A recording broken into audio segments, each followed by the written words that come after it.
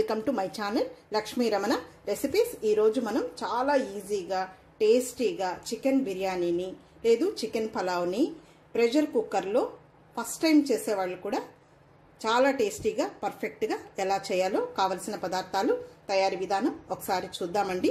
ఈ చికెన్ బిర్యానీని మనం ఏదైనా చికెన్ గ్రేవీతో కానీ లేదు మటన్ గ్రేవీతో కానీ లేదు పెరుగు చట్నీతో కానీ లేదు డైరెక్ట్గా ఉత్తగా కూడా తినొచ్చు. చాలా టేస్టీగా ఉంటుంది, చూస్తేనే తెలుస్తుంది కదా అండి. కాబట్టి మనం ఈ చికెన్ బిర్యానీని ఈజీగా టేస్టీగా ప్రెషర్ కుక్కర్లో ఎలా ప్రిపేర్ చేసేసుకోవాలో చూసేద్దామండి. ఇక్కడ నేను ఒక 3/4 kg చికెన్ అండి, బ్రాయిలర్ చికెన్ కొంచెం ఇలా ఈ సైజులో పెద్ద పెద్ద ముక్కలుగా కట్ చేసేసుకున్న తర్వాత ఒక 4-5 సార్లు నీట్గా వాష్ చేసేసుకొని వాటర్ అంతా డ్రైన్ చేసి పెట్టుకున్న తర్వాత ఇక్కడ నేను ఆల్రెడీ ఈ చికెన్ని ఒక గంట పాటు మ్యారినేషన్ చేసి పెట్టానండి. ఏం లేదు, చాలా సింపుల్ అండి.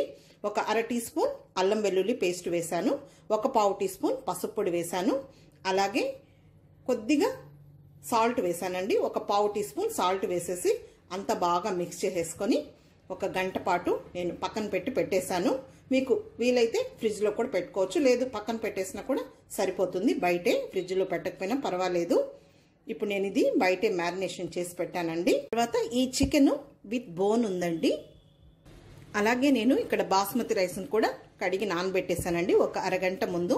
చూడండి, ఈ సైజ్ గ్లాస్తో ఒక 2 గ్లాసుల బాస్మతి రైస్ అంటే 1/2 kg బాస్మతి రైస్. చూడండి, ఈ విధంగా మనకు నానబెట్టి రైస్ చేసుకున్నామంటే పొడి పొడిగా పర్ఫెక్ట్గా వస్తుంది. ఇప్పుడు ఇది నేను ఆల్రెడీ నానబెట్టి పెట్టేశాను.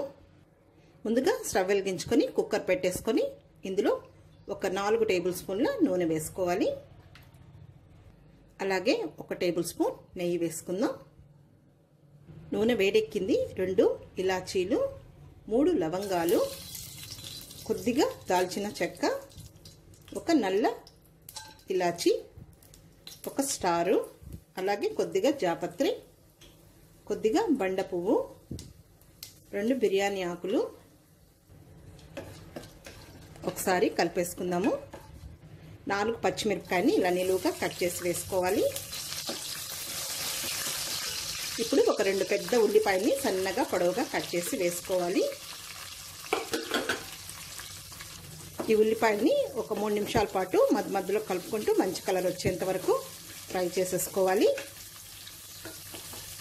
చూడండి, ఉల్లిపాయ ముక్కలు బాగా వేగాయి.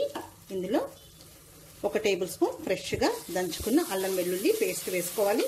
ఆల్రెడీ నేను చికెన్లో కొద్దిగా అల్లం వెల్లుల్లి పేస్ట్ వేసి మ్యారినేషన్ చేసి పెట్టాను. ఇప్పుడు ఇది పచ్చివాసన పోయే వరకు ఫ్రై చేసుకోవాలి.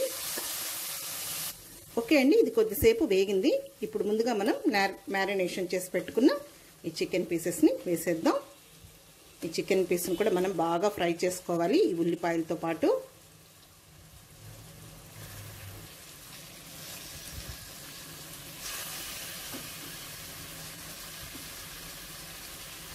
ఇప్పుడు ఇందులో ఒక గుప్పెడు పుదీనా ఆకులు అంటే ఒక మీడియం సైజ్ కప్పుతో పుదీనా ఆకుల్ని వేయాలి.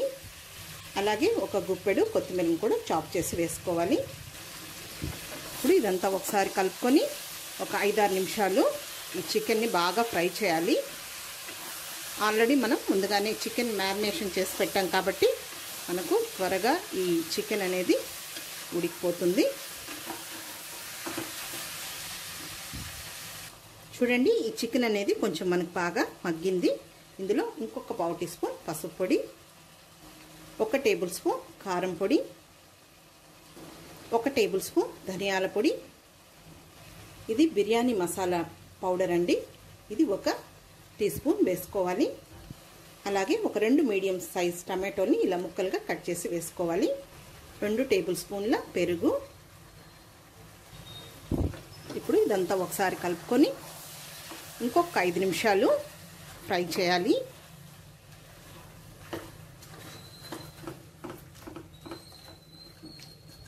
నేను ముందుగా చికెన్ మ్యారినేషన్ చేసినప్పుడు కొద్దిగా ఆ చికెన్కి మాత్రం సాల్ట్ వేసి కలిపి పెట్టానండి. ఇప్పుడు మనం రైస్కు సరిపడా రాళ్ళుప్పు వేసేసుకోవాలి.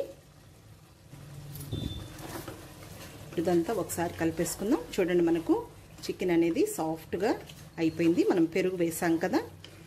రైస్ వేసుకున్న తర్వాత కొంచెం ఒక అర్ధం నిమ్మ చెక్క పిండి వేసుకుందాము.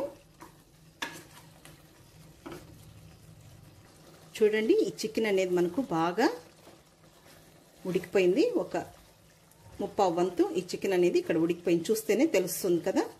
ఇప్పుడు ఇందులో ముందుగా మనం నానబెట్టుకున్న ఈ బాస్మతి రైస్ని నీళ్లు వంపేసుకొని ఇందులో వేసేసేయాలి.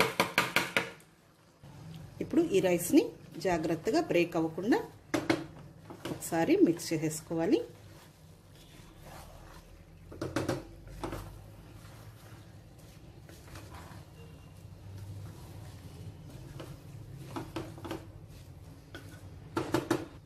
ఇప్పుడు ఇందులో ఇంకొంచెం పుదీనా ఆకులు, కొద్దిగా కొత్తిమీర, అలాగే ఇక్కడ నేను 2 గ్లాసుల బాస్మతి రైస్ తీసుకున్నాను కదా అండి. 1 గ్లాసు బియ్యానికి 1.25 చొప్పున 2.5 గ్లాసుల నీళ్లు పడతాయి. కొద్దిగా మనకు ఆ చికెన్ గ్రేవీ లాగా ఉంది కాబట్టి 1 గ్లాస్కి 1.25 పోసుకుంటే సరిపోతుంది. 2.5 గ్లాసు మొత్తం నీళ్లు.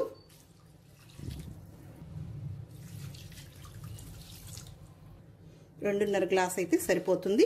మనకు చికెన్ కూడా బాగా ఉడికిపోయింది, తర్వాత రైస్ కూడా బాగా నానింది. ఇప్పుడు ఇదంతా ఒకసారి జాగ్రత్తగా కలిపేసుకుందాం. ఇప్పుడు ఇదంతా బాగా కలిపేసిన తర్వాత ఉప్పు అన్నీ సరిపోయేలా చూసుకొని, చాలకుంటే ఇంకొద్దిగా వేసుకోవచ్చు. ఇక్కడ నాకు పర్ఫెక్ట్గా సరిపోయింది.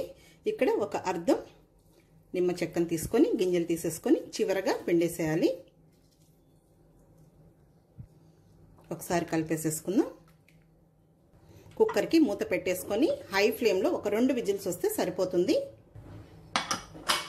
ఓకే అండి, మనకు ప్రెజర్ వచ్చిన తర్వాత, విజిల్ వచ్చిన తర్వాత, ప్రెజర్ అంతా పోయిన తర్వాత చూస్తే చూడండి రైస్ అనేది మనకు పర్ఫెక్ట్గా పొడి పొడిగా ఉడికింది. అలాగే ఈ చికెన్ ముక్కలు కూడా మనకు బాగా కరెక్ట్గా ఉడికాయి.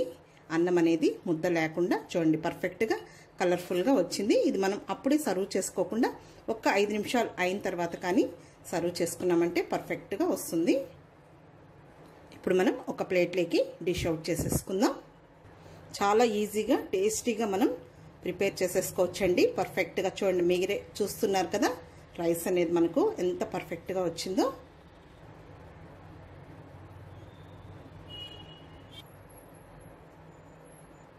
కొంతమంది ఫస్ట్ టైం చేసేవాళ్ళు అయ్యో చికెన్ బిర్యానీనా, దీన్ని చికెన్ పలావ్ అని కూడా అంటారండి కొంతమంది, అయ్యో అనుకుంటారండి. అలాంటి వాళ్ళు చాలా ఈజీగా చేసేసుకోవచ్చు ఈ మెథడ్లో.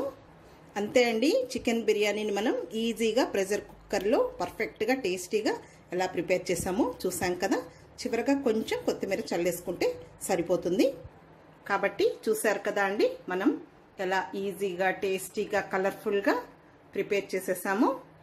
కాబట్టి తప్పకుండా మీరు ఈ మెథడ్లో ట్రై చేసి మళ్ళీ ఎలా వచ్చిందో కామెంట్ చేయండి. పెరుగు చట్నీతో కానీ, చికెన్ కర్రీ కానీ, మటన్ కర్రీ కానీ, లేదు ఏం లేకపోయినా ఉత్తగా కూడా పెరుగు చట్నీతో తినేయచ్చు, చాలా టేస్టీగా ఉంటుంది.